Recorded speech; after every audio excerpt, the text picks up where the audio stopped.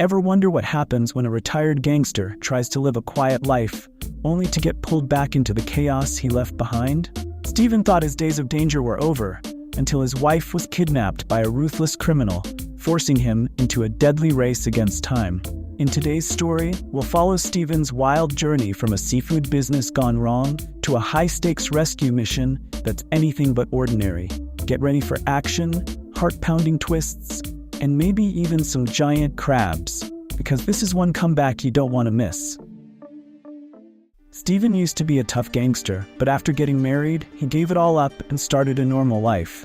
Now he works with his friend Nick as a seafood distributor, but business isn't going well.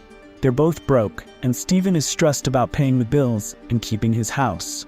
One day, a businessman named Mr. Park shows Steven a huge crab, something rare in Korea, and promises him that a shipment of these crabs will arrive soon. Steven, desperate to fix his financial problems, takes a risk and invests all his money into Park's deal, hoping the crab business will save him from his debts. Meanwhile, Steven's wife Jenny works hard to help keep their home running. When Steven tells her about the crab deal, she's not interested.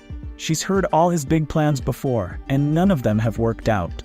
At the same time, we meet GK, a dangerous criminal involved in organ trafficking and selling women.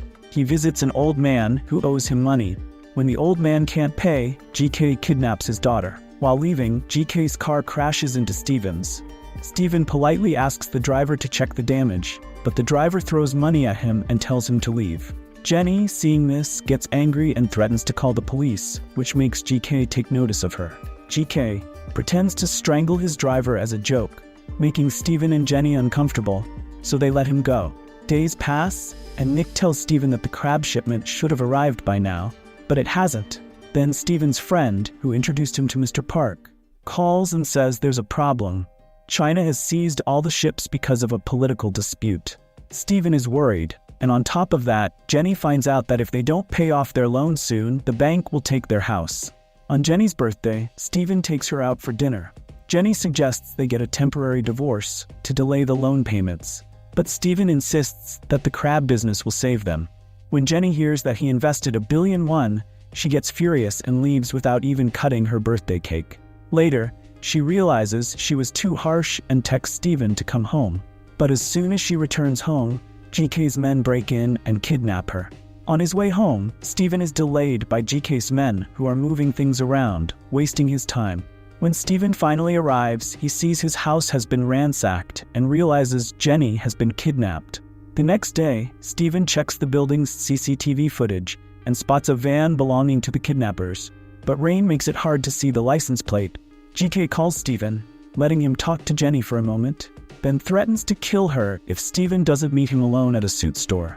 Steven goes to the store and finds a table booked in his name and a big bag of cash. GK calls and tells Steven to take the money, forget his wife, and start a new life. GK warns Steven not to bring anyone, but Steven brought Nick along. When they try to catch GK, they grab the wrong person. After this, Steven takes the money to the police, explaining the situation, but the police don't seem too interested in helping.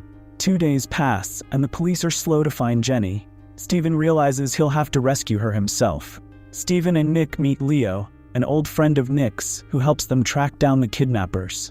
They find out that the van's license plate was fake. Leo uses his connections to find out where the fake plates came from. Steven and Nick go to the place where the plates were made, but the people there don't take Steven seriously. After a fight, a woman gives them a business card that might help. They head to a restaurant linked to the card but discover it's outdated. Just as they're about to leave, Steven spots the same van from the night Jenny was kidnapped. Steven confronts one of GK's men, but he manages to escape. Later, the police find a dead woman, but it's not Jenny. The woman's husband, Ty, tells Steven that GK once approached him when his wife was sick, offering money. Ty took the money, but now he feels guilty. He gives Steven documents that help him identify one of GK's men, the driver from the night of the crash. Afterward, Ty takes his own life. Steven tracks down the driver, beats him, and takes the driver with him. GK sees this on CCTV and calls Steven, ordering him to kill the driver if he wants to see Jenny again. With no choice, Steven does it. GK then demands Steven return his money before he'll let Jenny go. Steven tries to revive the driver, who had passed out, and when the driver wakes up, he tells Steven that GK sells kidnapped women and, if necessary, their organs to make money. The driver doesn't know where Jenny is being held, but he suggests a place called Gangwa as a possible lead. Steven has another problem. GK wants his money back, but the police have it. Leo comes up with a plan to steal it from the police station. Disguised as officers, Steven and Nick manage to get the money, but a real officer gets suspicious. Just as things start to heat up, Steven blows up a car, allowing them to escape with the cash. Meanwhile, Jenny manages to escape from GK's hideout, but GK caught her before she reached the police station. Steven arrives at GK's location and starts killing his people, but still, he does not find Jenny anywhere. And then Steven notices the same place from where Jenny ran away, and seeing this, Steven understands that Jenny has run away from here, and the police had also come to G's location outside. Steven takes a car and starts looking for G.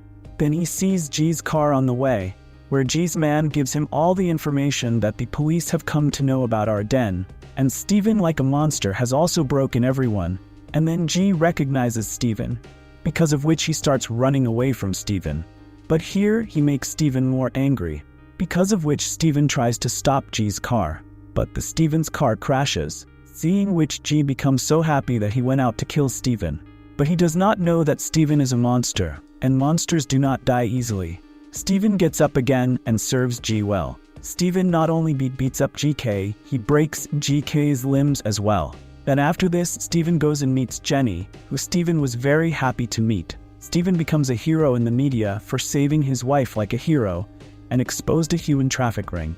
At the end of the story, Steven starts selling crabs with his friends, which resulted in a lot of profit. Steven has now become rich and opened his own restaurant. With this, the story of this movie ends here.